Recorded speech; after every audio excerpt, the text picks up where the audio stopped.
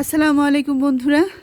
এই যে আমি দেখিয়েছিলাম যে টমেটো গাছ আমি লাগাচ্ছি যখন শীতের প্রথমের দিকে আমি যখন টমেটো সিডগুলো নিজেই টমেটো খেয়ে সেগুলি সিড আর কি লাগিয়ে দিয়েছিলাম গাছে, মানে গাছ হওয়ার জন্য। তারপরে সেগুলি আস্তে আস্তে জার্মিনেট হয়ে তারপরে আমি এগুলোকে ট্রান্সপ্লান্ট কেমন করে করেছি সেগুলোই আমি একটা ভিডিওতে দেখিয়েছি। তো এখন দেখেন এই টমেটো পাকা শুরু করেছে, শীত যাই যাই করছে। এর মধ্যে দেখতেই পাচ্ছেন কত টমেটো, ছোট ছোট গাছ, অনেক বেশি বড় না কিন্তু অনেক টমেটো, এবং ফুলও প্রচুর প্রচুর ফুল থেকে ফল হওয়ার অপেক্ষায় আছে। এই দেখেন baby baby baby baby baby tomato. তো আপনাদের এখন শুধু এইটাই যত্ন করতে হবে যে এই মাটি কোনো সময় একেবারে শুকিয়ে যেতে দেওয়া যাবে না, কারণ এখন ফল ধরে গেছে, সেগুলিকে করতে মাটিকে যত্ন নেবেন, সার দিবেন। আর এই যে এরকম মরা যেগুলি হলুদ পাতা, অনেক পুরাতন পাতা, সেগুলিকে রিমুভ করে দিন। যদিও এটা ছিঁড়ছে না, আমি একটু আচ্ছা ছিঁড়ে গেছে। এই যে এরকম কোনো আক্রান্ত পাতা এগুলি সব ছিঁড়ে ফেলে দেবেন।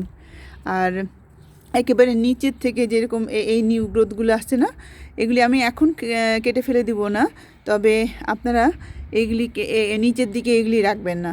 সাকার এগুলি মানে এরা হচ্ছে এই গাছের এনার্জিটা পুরোটাই নষ্ট করে ফেলে। তো একেবারে ছোট যেগুলি আছে সেগুলি আমি কেটে দিচ্ছি। আর এইটা যদি আপনি এখান থেকে কেটে পানির মধ্যে ভিজিয়ে রাখেন তাহলে আবার কিন্তু একটা নতুন গাছ হয়ে যাবে, মানে শেকড় জন্ম হবে। তারপরে এর ভিতরে আলো বাতাস ঢুকতে পারে। এখানে একটা মনে হচ্ছে যে পোকা টাইপের কী যেন আক্রমণ করেছে। এই যে এরকম পাতাগুলি যেগুলি মরে গেছে সেগুলিকে রিমুভ করে দিবেন।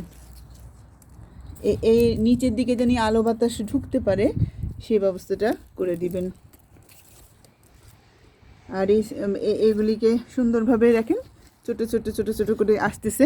আর যখন ফুল ধরে থাকবে, আমি দেখাতে পারছি না কারণ আমার ফুলগুলি সব ফলের দিকে যাচ্ছে, আমি দেখাচ্ছি অন্য গাছে দেখাচ্ছি। এটাকে আর একটু ভালো করে দেখিয়ে নিই।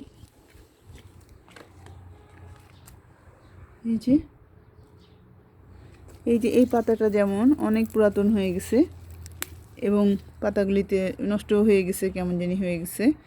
এইগুলি যখনই কোনো রোগ পোকার আক্রমণ মনে হবে সেই পাতাগুলিকে আসলে এরকম করে ছিঁড়ে রিমুভ করে দিয়েন। এই যে এখানে আছে, এসব থেকে বাঁচলে আর ভেতরে আলো আলো পেলে অনেক সুন্দর হবে। আর এর হচ্ছে পানির জন্য খুবই সাবধানে থাকবেন, পানির জিনিসটা খুব দেখতে হবে। এই গাছগুলি দেখেন, এখানেও আমার 4টা গাছ লাগানো আছে। তো এই গাছগুলিতেও এই যেরকম পুরাতন পাতা বা একটু খারাপ হয়ে যাচ্ছে যেসব কিছু পাতা, এরকম পাতাগুলি আমরা রিমুভ করে দেব এই যেরকম। আর নিচটাকে একটু ফাঁকা ফাঁকা করে দেব। তারপরে আমরা এই নিচটা খুঁড়ে, আমি 2 দিন আগে আর কি সার দিয়ে ফেলেছি, সেজন্য আমি দেখাতে পারলাম না। তো আপনারা করবেন কি 15 দিন পর পর এই গাছে হচ্ছে এটাকে একটু প্রথমে খুঁড়ে নেবেন মাটিগুলোকে, তারপরে আপনারা সার দিবেন। সার দিয়ে আবার একটু সুন্দর করে মাটির সঙ্গে মিশিয়ে দিয়ে পানি দিয়ে দেবেন। তো প্রতিদিন আপনারা নিয়মিত সুন্দরভাবে পানি দেবেন যাতে শুকিয়ে না যায়, সেই ব্যবস্থা করতে হবে আর কি। আর এই যে প্রচুর প্রচুর গাছ ফুল ধরে আছে। এই যে এটা দেখাতে যাচ্ছিলাম যে পলিনেশনের জন্য এই যে ফুল যখন ফুটে আসে তখন আপনারা এরকম করে একটা আঙুল দিয়ে এভাবে করে ঝাঁকায় দিবেন, এই যে ঝাঁকায় দিবেন। তাতেই হবে কি, এরা বাতাসে বা এরকম একটা ফুল আরেকটা ফুলের সঙ্গে বাড়ি খেয়ে আর কি ওদের পলিনেশনটা হয়ে যাবে।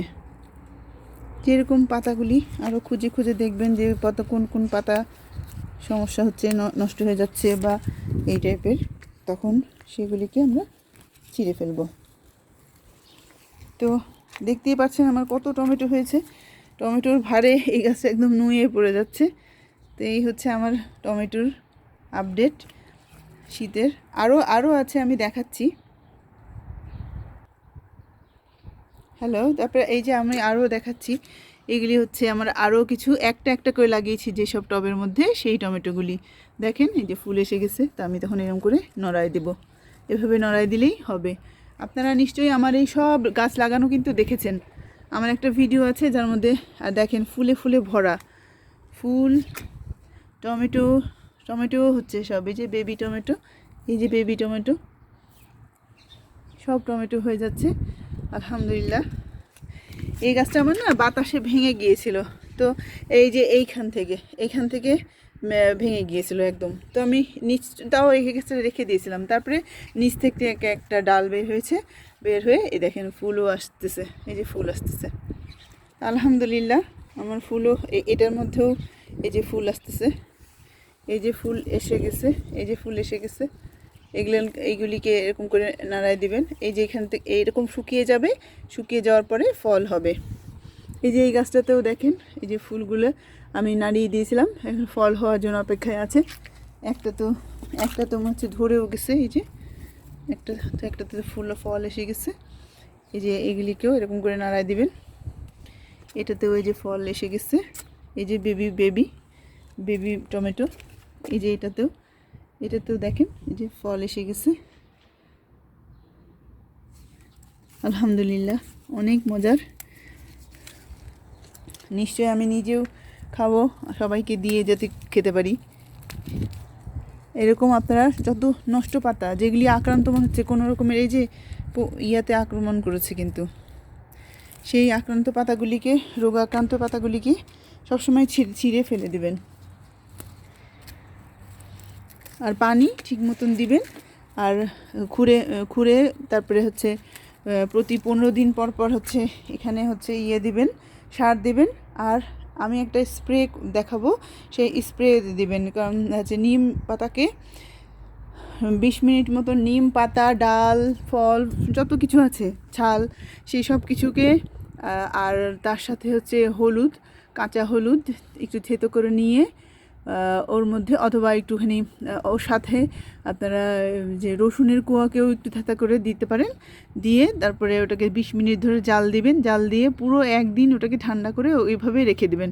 সবগুলো নির্যাস যখন বের হয়ে আসবে, তারপরে আপনারা পরের দিন একটা বোতলে ভরে ওটা রেখে দিবেন, 6 মাস মতন সুন্দর থাকবে। আমি ওটা নিয়ে একটা ভিডিও করব ইনশাল্লাহ। তাহলে এই হচ্ছে আমার টমেটোর আপডেট।